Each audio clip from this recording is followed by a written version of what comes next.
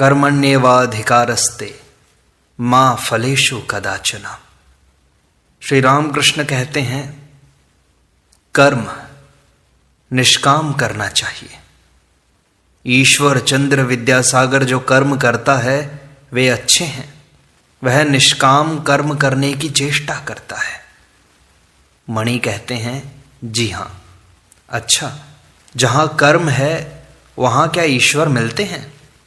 राम और काम क्या एक ही साथ रहते हैं? हिंदी में मैंने पढ़ा है कि जहां काम तह राम नहीं, जहां राम नहीं तह काम। श्री राम कृष्ण कहते हैं कर्म सभी करते हैं, उनका नाम लेना भी कर्म है, सांस लेना और छोड़ना भी कर्म है। क्या मजाल है कि कोई कर्म छोड़ दे। इसलिए कर्म करना चाहिए, किंतु फल को ईश्वर को समर्पित कर देना चाहिए। मणि कहते हैं तो क्या ऐसी चेष्टा की जा सकती है कि जिससे अधिक धन मिले? श्री रामकृष्ण कहते हैं हां, की जा सकती है, किंतु यदि विद्या का परिवार हो तो अधिक धन कमाने का प्रयत्न करो, परंतु सदुपाय से। उद्देश्य उपार्जन नहीं, ईश्वर की सेवा है। धन से यदि ईश्वर की सेवा होती है तो उस धन में कोई दोष नहीं है। मणि कहते हैं घर वालों के प्रति कर्तव्य कब तक रहता है? श्री रामकृष्ण कहते हैं उन्हें भोजन वस्त्र का अभाव न हो। संतान जब स्वयं समर्थ होगी तब भार ग्रहण की आवश्यकता नहीं। चिड़ियों के बच्चे जब खुद चुगने लगते हैं तब मां के पास यदि खाने के लिए आते हैं तो मां चोंच मारती है। मणि पूछते हैं कर्म कब तक करना होगा? श्री रामकृष्ण कहते हैं फल होने पर फूल नहीं रह जाता। ईश्वर लाभ हो जाने से कर्म नहीं करना पड़ता, मन भी नहीं लगता। ज्यादा शराब पी लेने से मतवाला होश नहीं संभाल सकता, 2 अन्नी भर पीने से कामकाज कर सकता है।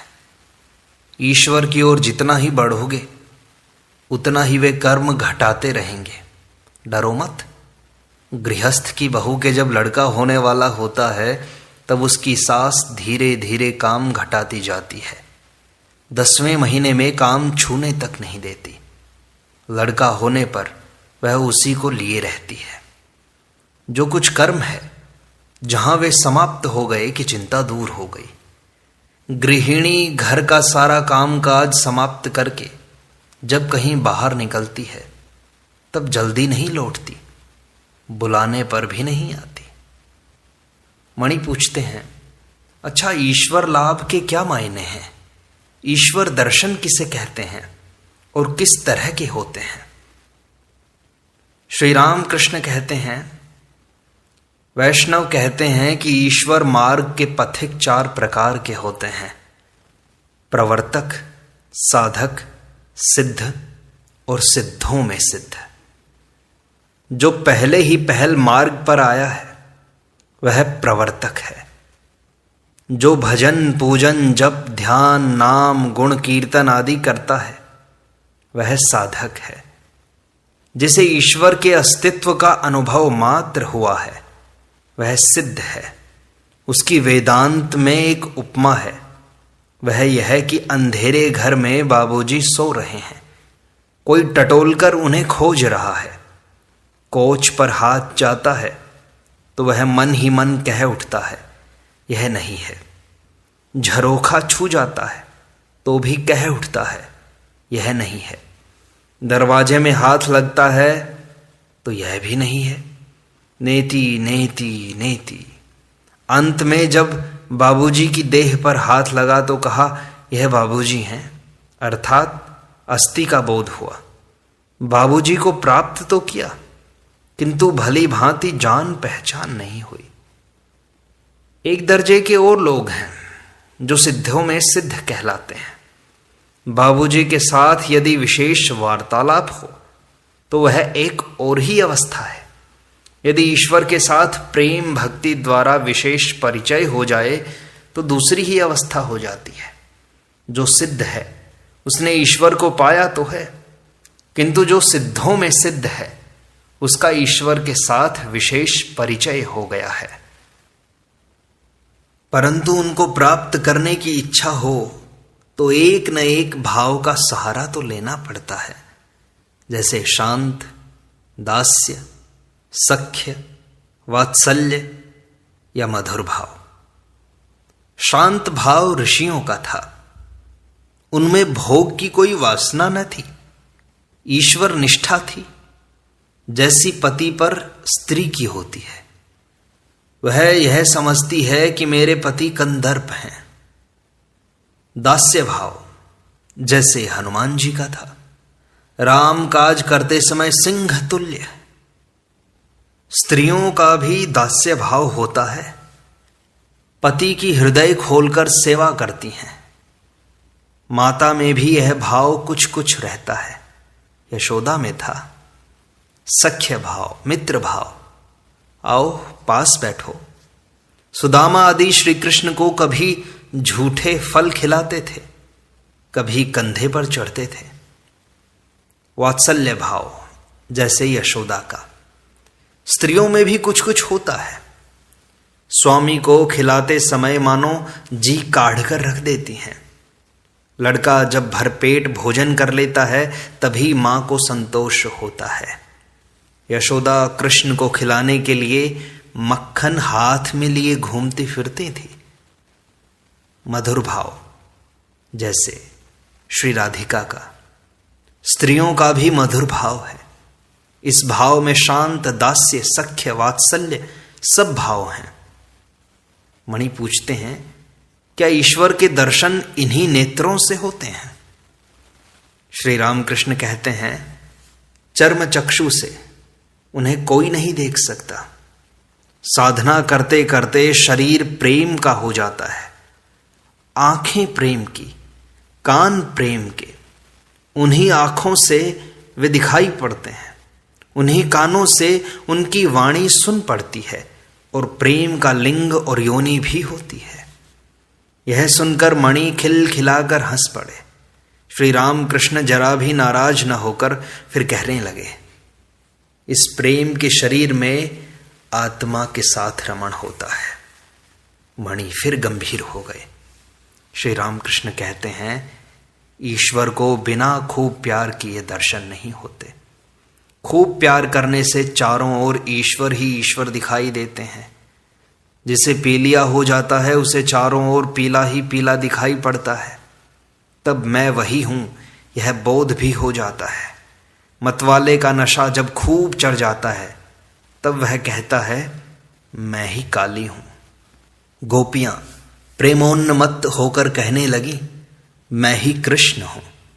दिन रात उन्हीं की चिंता करने से चारों ओर वे ही दिखाई देते हैं।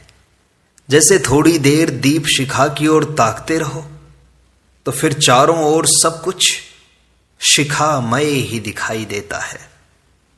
मणि सोचते हैं कि वह शिखा तो सत्य शिखा है नहीं। अंतर्यामी श्री रामकृष्ण कहने लगे, चैतन्य की चिंता करने से कोई अचेत नहीं हो जाता। शिवनाथ ने कहा था, ईश्वर की बार बार चिंता करने से लोग पागल हो जाते हैं। मैंने उससे कहा, चैतन्य की चिंता करने से क्या कभी कोई चैतन्यहीन होता है? मणि कहते हैं, जी समझ गया। यह तो किसी अनित्य विषय की चिंता है नहीं। जो नित्य और चेतन है उनमें मन लगाने से मनुष्य अचेतन क्यों होने लगा? श्री राम कृष्ण प्रसन्न होकर कहते हैं, यह उनकी कृपा है। बिना उनकी कृपा के संदेह भंजन नहीं होता, संदेह दूर नहीं होता। आत्मदर्शन के बिना संदेह हटता नहीं है। उनकी कृपा होने पर फिर कोई भय की बात नहीं रह जाती। पुत्र यदि पिता का हाथ पकड़कर चले तो गिर भी सकता है, परंतु यदि पिता पुत्र का हाथ पकड़े तो फिर गिरने का कोई भय नहीं। वे यदि कृपा करके संशय दूर कर दें और दर्शन दें तो फिर कोई दुखी नहीं, परंतु उन्हें पाने के लिए खूब व्याकुल होकर पुकारना चाहिए, साधना करनी चाहिए, तब उनकी कृपा होती है। पुत्र को दौड़ते हाँफते देखकर माता को दया आ जाती है। मां छिपी थी, सामने प्रकट हो जाती है। मणि सोच रहे हैं, ईश्वर इतनी दौड़ धूप क्यों कराते हैं? श्री राम कृष्ण तुरंत कहने लगे, उनकी इच्छा कि कुछ देर दौड़ धूप हो तो आनंद मिले। लीला से उन्होंने इस संसार की रचना की है, इसी का नाम महामाया है। अतएव उस शक्ति रूपिणी महामाया की शरण लेनी पड़ती है। माया के पाशों ने बांध लिया है, फांस काटने पर ईश्वर के दर्शन हो सकते हैं। कोई ईश्वर की कृपा प्राप्त करना चाहे तो उसे पहले आद्या शक्ति रूपिणी महामाया को प्रसन्न करना चाहिए। वे संसार को मुग्ध करके सृष्टि, स्थिति और प्रलय कर रही हैं। उन्होंने सबको अज्ञानी बना डाला है। वे जब द्वार से हट जाएंगी तभी जीव भीतर जा सकता है। बाहर पड़े रहने से केवल बाहरी वस्तुएं देखने को मिलती हैं, नित्य सच्चिदानंद पुरुष नहीं मिलते। इसलिए पुराणों में है, सप्तशती में मधु कैटभ का वध करते समय ब्रह्मादि देवता महामाया की स्तुति कर रहे हैं। संसार का मूल आधार शक्ति ही है। उस आद्या शक्ति के भीतर विद्या और अविद्या दोनों हैं। अविद्या मोह मुग्ध करती है। अविद्या वह है जिससे कामिनी और कांचन उत्पन्न हुए हैं, वह मुग्ध करती है। और विद्या वह है जिससे भक्ति, दया, ज्ञान और प्रेम की उत्पत्ति हुई है, वह ईश्वर मार्ग पर ले जाती है। उस अविद्या को प्रसन्न करना होगा, इसीलिए शक्ति की पूजा पद्धति हुई। उन्हें प्रसन्न करने के लिए नाना भावों से पूजन किया जाता है, जैसे दासी भाव, वीर भाव, संतान भाव। वीर भाव अर्थात उन्हें रमण द्वारा प्रसन्न करना। शक्ति साधना सब बड़ी विकट साधनाएं थी, दिल लगी नहीं। मैं मां के दासी भाव से और सखी भाव से 2 वर्ष तक रहा, परंतु मेरा संतान भाव है। लड़कियां शक्ति की एक मूर्ति हैं। पश्चिम में विवाह के समय वर के हाथ में छुरी रहती है, बंगाल में सरोता, अर्थात उस शक्ति रूपिणी कन्या की सहायता से वर माया पाश काट सकेगा। यह वीर भाव है। मैंने वीर भाव से पूजा नहीं की, मेरा तो संतान भाव था। कन्या शक्ति स्वरूपा है। विवाह के समय तुमने नहीं देखा, वर अहमक की तरह पीछे बैठा रहता है, परंतु कन्या निश्शंक रहती है। ईश्वर लाभ करने पर उनके बाहरी ऐश्वर्य, संसार के ऐश्वर्य को भक्त भूल जाता है। उन्हें देखने से उनके ऐश्वर्य की बात याद नहीं आती। दर्शनानंद में मग्न हो जाने पर भक्त का हिसाब किताब नहीं रह जाता। नरेंद्र को देखने पर तेरा नाम क्या है, तेरा घर कहाँ है, यह कुछ पूछने की जरूरत नहीं रहती। पूछने का अवसर ही कहाँ है। हनुमान से किसी ने पूछा आज कौन सी तिथि है।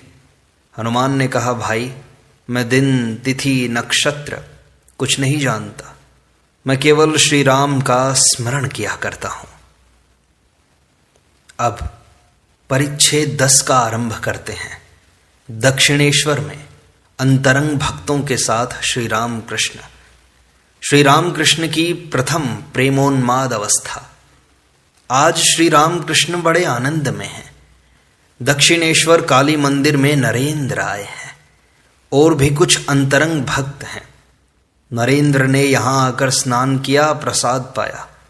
आज आश्विन की शुक्ला चतुर्थी है, 16 अक्टूबर 1882 सोमवार। आगामी गुरुवार को सप्तमी है, दुर्गा पूजा होगी। श्री राम कृष्ण के पास राखाल, रामलाल और हाजरा हैं। नरेंद्र के साथ 1-2 और ब्राह्मण लड़के आए हैं। आज मास्टर भी आए हैं।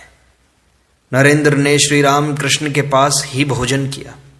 भोजन हो जाने पर श्री राम कृष्ण ने अपने कमरे में बिस्तर लगा देने को कहा। जिस पर नरेंद्र आदि भक्त, विशेषकर नरेंद्र आराम करेंगे। चटाई के ऊपर रजाई और तकिए लगाए गए हैं। श्री राम कृष्ण भी बालक की भांति नरेंद्र के पास बिस्तर पर आ बैठे, भक्तों से, विशेषकर नरेंद्र से, और उन्हीं की ओर मुंह करके हंसते हुए बड़े आनंद से बातचीत कर रहे हैं। अपनी अवस्था और अपने चरित्र का बातों बातों में वर्णन कर रहे हैं। श्री रामकृष्ण कहते हैं, मेरी इस अवस्था के बाद मुझे केवल ईश्वरी बातें सुनने की व्याकुलता होती थी। भागवत, अध्यात्म, रामायण, महाभारत, कहाँ इनका पाठ हो रहा है, यही सब ढूंढता फिरता था। आर्यादह के कृष्ण किशोर के पास अध्यात्म रामायण सुनने जाया करता था। कृष्ण किशोर का कैसा विश्वास है। वह वृंदावन गया था। वहां एक दिन उसे प्यास लगी। कुएं के पास जाकर उसने देखा कि एक आदमी खड़ा है। पूछने पर उसने जवाब दिया, मैं नीच जाति का हूं और आप ब्राह्मण हैं, मैं कैसे आपको पानी पिला दूं। कृष्ण किशोर ने कहा, तू कहे शिव शिव शिव कहने से ही तू शुद्ध हो जाएगा। उसने शिव शिव कहकर पानी ऊपर निकाल लिया। वैसा निष्ठावान ब्राह्मण होकर भी उसने वही जल पिया। कैसा विश्वास है उसका। आर्यादह के घाट पर एक साधु आया था। हमने सोचा कि एक दिन देखने जाएंगे। काली मंदिर में मैंने हलधारी से कहा, कृष्ण किशोर और हम साधु दर्शन को जाएंगे, तुम चलोगे? हलधारी ने कहा, एक मिट्टी का पिंजरा देखने जाने से क्या होगा। हलधारी गीता और वेदांत पढ़ता था ना, इसी से उसने साधु शरीर को मिट्टी का पिंजरा बता दिया। मैंने जाकर कृष्ण किशोर से वह बात कही तो वह बड़े क्रोध में आ गया। उसने कहा, क्या हलधारी ने ऐसी बात कर दी? जो ईश्वर चिंतन करता है, राम चिंतन करता है और जिसने उसी उद्देश्य से सर्व त्याग किया है, क्या उसका शरीर मिट्टी का पिंजरा ठहरा? हलधारी नहीं जानता था कि भक्त का शरीर चिन्मय होता है। उसे इतना क्रोध आ गया था कि काली मंदिर में फूल तोड़ने आया करता था, पर हलधारी से भेंट होने पर मुंह फेर लेता था, उससे बोलता तक न था।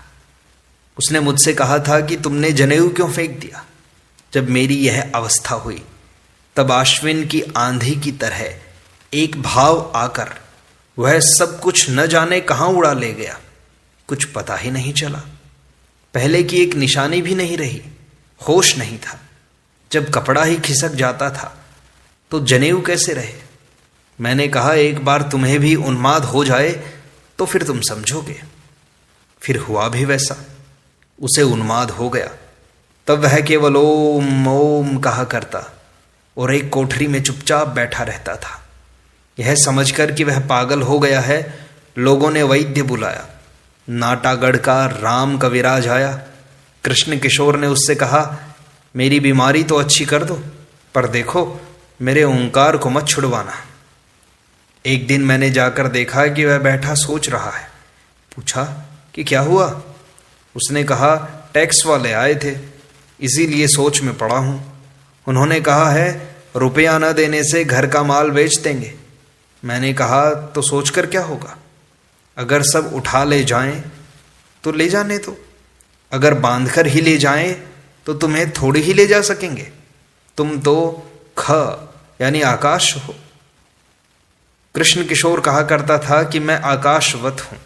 वह अध्यात्म रामायण पढ़ता था ना, बीच बीच में उसे तुम ख कहो ऐसा कहकर दिल लगी करता था, हंसी करता था। सो हंसते हुए मैंने कहा, तुम तो ख हो, आकाश हो, टैक्स तुम्हें तो खींच कर नहीं ले जा सकेगा। उन्माद की दशा में मैं लोगों से सच सच बातें स्पष्ट कह देता था, किसी की परवाह न करता था। अमीरों को देखकर मुझे डर नहीं लगता था। यदु मल्लिक के बाग में यतीन्द्र आया था, मैं भी वहीं था। मैंने उससे पूछा, कर्तव्य क्या है? क्या ईश्वर का चिंतन करना ही हमारा कर्तव्य नहीं है? यतीन्द्र ने कहा, हम संसारी आदमी हैं, हमारे लिए मुक्ति कैसी? राजा युधिष्ठिर को भी नरक दर्शन करना पड़ा था। तब मुझे बड़ा क्रोध आ गया। मैंने कहा, तुम भला कैसे आदमी हो? युधिष्ठिर का सिर्फ नरक दर्शन ही तुमने याद रखा है। युधिष्ठिर का सत्य वचन, क्षमा, धैर्य, विवेक, वैराग्य, ईश्वर की शक्ति, ये सब तुम्हें बिल्कुल याद नहीं आता। और भी बहुत कुछ कहने जाता था, पर हृदय ने मेरा मुंह दबा लिया। थोड़ी देर बाद यतीन्द्र यह कहकर कि जरा काम है, ऐसा कहकर चला गया। बहुत दिनों बाद मैं कप्तान के साथ सौरींद्र ठाकुर के घर गया था। उसे देखकर मैंने कहा, तुम्हें राजा वाजा नहीं कह सकूंगा, क्योंकि यह झूठ बात होगी। उसने मुझसे थोड़ी बातचीत की। फिर मैंने देखा कि साहब लोग आने जाने लगे हैं। वह रजोगुणी आदमी है, बहुत कामों में लगा रहता है। यतीन्द्र को खबर भेजी गई। उसने जवाब दिया, मेरे गले में दर्द हुआ है। उस उन्माद की दशा में एक दूसरे दिन वराहनगर के घाट पर मैंने देखा कि जय मुखर्जी जप कर रहा है, पर अनमना होकर। तब मैंने जाकर उसे 2 थप्पड़ लगा दिए। ये सारी बातें मैं तुम्हें मेरी उन्माद की अवस्था की बता रहा हूं कि उस समय मेरी अवस्था कैसी थी। एक दिन रासमणि दक्षिणेश्वर में आई, काली माता के मंदिर में आई। वह पूजा के समय आया करती और मुझसे 1-2 गीत गाने को कहती थी। मैं गीत गा रहा था, देखा कि वह अनमनी होकर फूल चुन रही है।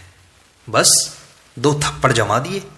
तब होश संभाल कर हाथ बांधे रही।